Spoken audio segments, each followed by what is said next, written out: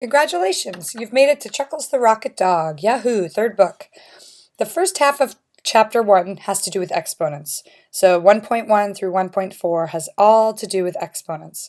So we're going to start by establishing five rules in this video. Let's review what an exponent is. So this is 2 to the third power. 2 is what we call the base number. 3 is the exponent. 2 to the third power is repeated multiplication. 2 times 2 times 2. You can write that as 2 to the third power, or you could write that as 8, because if you multiply 2 times 2 times 2, you get 8. Okay, so that's a review in jousting armadillos. This problem, too, you could have done in jousting armadillos also. In fact, you probably could have done all of exponent rule 1 then. But let's figure out what this rule is. So 2 to the third power, if I wrote that out, it would be 2 times 2 times 2. 2 to the fifth power would be 2 times 2 times 2 times 2 times 2. And if I wanted to write that as one base and one exponent, my base would be 2, and my exponent would be 8, because there are 8 2's multiplied together. So we're looking for a shortcut here, which I'm hoping you'll see by the time we get to the bottom. 2 to the third times 2 to the fifth can be written as 2 to the eighth power. Now, I could evaluate 2 to the eighth power and tell you what that equals, but sometimes it's acceptable to leave your answer in exponential form. 2 to the third power is something I can easily calculate, so I probably would say that's 8. 2 to the eighth power is a little bit larger. I can't quite do it in my head, so you could leave it as 2 to the eighth power. Okay, x to the fourth times x to the eighth. Well, x to the fourth is going to be x times x times x times x. That's x to the fourth. And then x to the eighth is going to be 8 x's. 3, 4, 5, 6, 7, 8. Can't quite see all my multiplications, but there are multiplication signs in there. So this is really going to be how many x's. My base is still x, and it is the 12th power.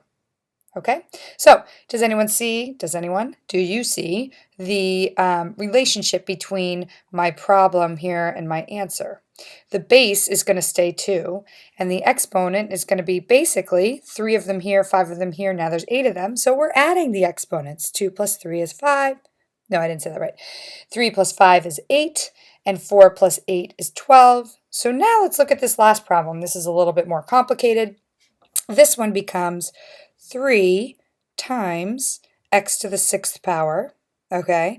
I'm going to leave the x to the 6th and put those on the right-hand side. I'm going to put the 4 next to the 3 and the 2 next to the 4. So now I put all of my numbers to the left. Now remember, everything in here is multiplication, everything. So I can rearrange it because multiplication has the commutative property. So now I'm going to put my x to the 6th power, which is from right here, my x to the 4th power, which is from right here, and my y to the 3rd power, which is right here. Okay, now I could write this all out like I did up here, but now I'm going to try and use the rule that I just learned. 3 times 4 times 2, well, that's just regular multiplication.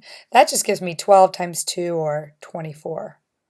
Okay, those don't have exponents on them, so they're treated just like regular numbers. But x to the 6th and x to the 4th and y to the 3rd are variables with exponents on them. So I basically am going to get x to the 10th because those are the same base, so I can add the exponents. And y to the 3rd is going to have to stay by itself, y to the 3rd, because y is not going to combine with an x because it's a different base. So the final answer here is 24 x to the 10th, y to the 3rd. Okay, now if I go down a little, I have the rule written out. And this is something that you will eventually write in your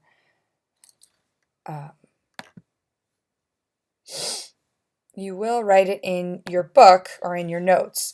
But this is how the rule is written algebraically. You have x to the a power times x to the b power, x being the same base, and I'm going to add my exponents. It equals x to the a plus b power. So you may want to write that down. I'm actually going to have you at some point write it in the front cover of your Chuckles the Rocket Dog book. You'll write it kind of small because you're going to write a few things in there that you need to remember for the whole book. So that would be exponent rule number 1. Okay, exponent rule number 2. Again, we did this in jousting armadillos. So y to the 3rd, if I were to write that out, I would say y times y times y. And now I have a fraction or division And on the bottom, I have y to the second, which is y times y. And now I can look for canceling because I see there are factors of 1 in here. Y divided by y is 1. Y divided by y is 1. So it cancels out. So now I have basically 1 times y. So what does that give me? Just y. Some people write it as first as y over 1 because that's all that's left on the bottom, and then they write y, and some people just see it as y. Or it would be y to the first power. Okay, we're looking for a connection between 3, 2, and 1. Interesting. Okay, next one, another fraction. 25 and 35 are just numbers. They don't have exponents on them. They're not going to be treated any differently than had you done a fraction in 5th grade when you were reducing 25 over 35. They share a factor of 5, so I am going to pull the factor of 5 out. Okay, so I'm going to write 25 as 5 times 5. I'm going to write 35 as 7 times 5. I'm going to write x to the 6th as x times x times x times x times x times x.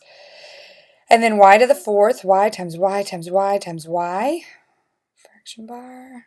Okay, all multiplication. Now I have a division sign, and I'm going to do x to the 3rd times y. Okay, now I'm going to look for canceling. 5 divided by 5 is 1. X divided by x is 1, x divided by x is 1, x divided by x is 1, y divided by y is 1. Okay, what does that leave me with at the end? Well, my number is going to be 5. My x's, I have 3 of them, so that's going to be x to the 3rd. I'm running out of space there. X to the 3rd. And then I'm going to have y to the 3rd. My pen's not writing anymore. Okay, then over here, this is very messy, excuse me, and then on the bottom it's going to be 7y. No, 7, just 7 because the y canceled out. Okay, I'm going to write my answer over here because it was quite messy. So it's 5, x to the 3rd, y to the 3rd over 7. And there was no other canceling that could have been done. Okay, now if I looked at this and I tried to find a shortcut, I would see, well, okay, if I divided this one by 5, I got 5. If I divided 35 by 5, I got 7.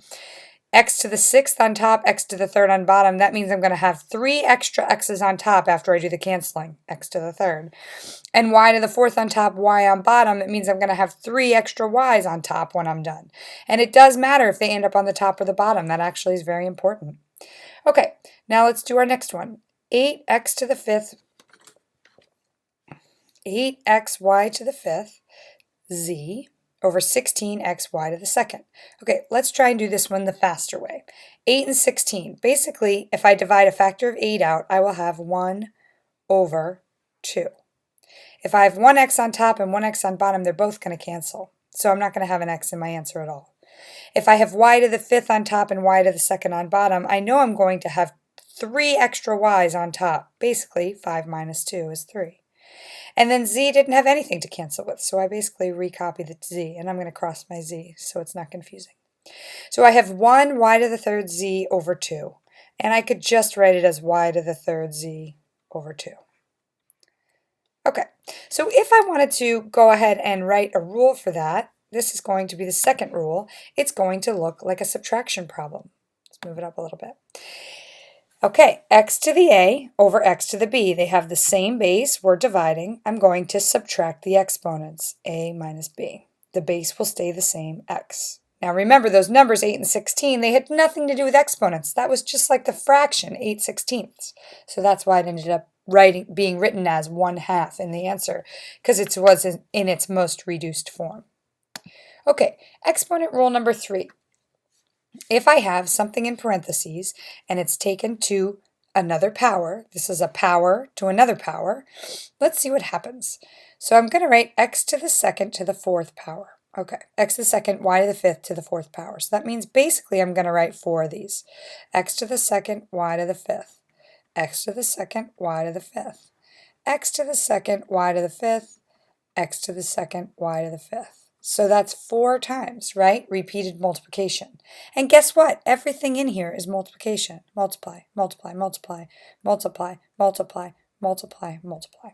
So if I rearrange it and I think about, or if I just think about my x squareds and putting those together, I would just add the exponents as I did in rule number 1. So x to the second, x to the second, x to the second, x to the second is going to be x to the 8th.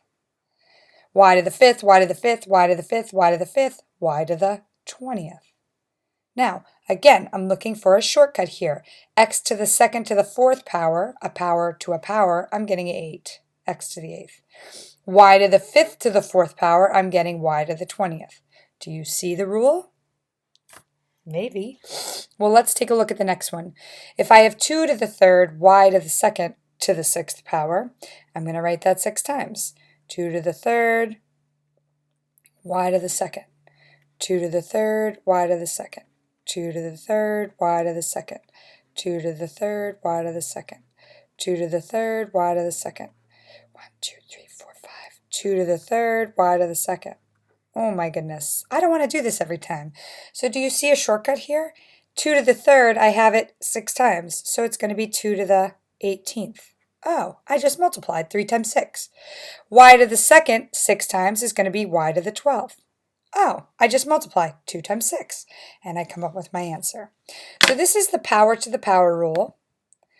It's a to the b to the c power. Basically, I multiply. I keep the same base a, and I multiply b times c. Okay, moving along. Exponent rule number 4. There are 5 of them. Okay, now I've got a product inside the parentheses and I'm taking it to a power, 3rd power, okay? So really all that's happening here is these are 1s and I'm giving the 3rd power to both of the things inside my parentheses. So if I have x to y to the 3rd, that's going to be xy, xy, xy. This is very similar to the last one, and you end up having x to the 3rd, y to the 3rd. So it's a little bit like distributive. You got to give the 3rd power to everything that's inside the parentheses. And that's my final answer. This one here, x to the 2nd to the 4th and b to the 3rd to the 4th. So I multiply my exponents and I get a to the 8th, b to the 12th. Same thing here. I've got to give 5 to everything inside the parentheses. Well, 7's a little tricky, but 7 really has an exponent of 1, doesn't it? So it would be 7 to the 5th, x to the 10th. And I don't need to evaluate 7 to the 5th because that's a huge number. I can leave it in its exponential form. So here's exponent rule number 4. If I have a product inside the parentheses and I'm taking it to the power, the c power, I would give that c power to both of the things inside the parentheses. A to the c power, b to the c power. Okay, final rule, final rule. This too is very related to some of the other things we've done. So 2 over b, it's a quotient or a fraction to the 4th power. I'm going to write it 4 times. 2 over b, 2 over b, 2 over b, 2 over b. What do I get? 2 to the 4th over b to the 4th. That's it. I'm basically giving that 4th power to both things that's inside the parentheses. Same here. It's going to be 3 to the 5th, d to the 5th, over b to the, what do you think? What do you think? What do you think? 10th. Can't reduce any further. That's my final answer. I'm going very quickly, so you can slow this video down, but the lesson reinforces what I've taught you. Exponent rule number 5 looks like this. You have a fraction, a over b. It's taken to the c power, which gives you a to the c power over b to the c power. It's kind of, again, like distributive. It's not distributive, but it's kind of like that in that you have to give that exponent to everything inside the parentheses. Okay, that concludes the first lesson in Chuckles the Rocket Dog. Good luck.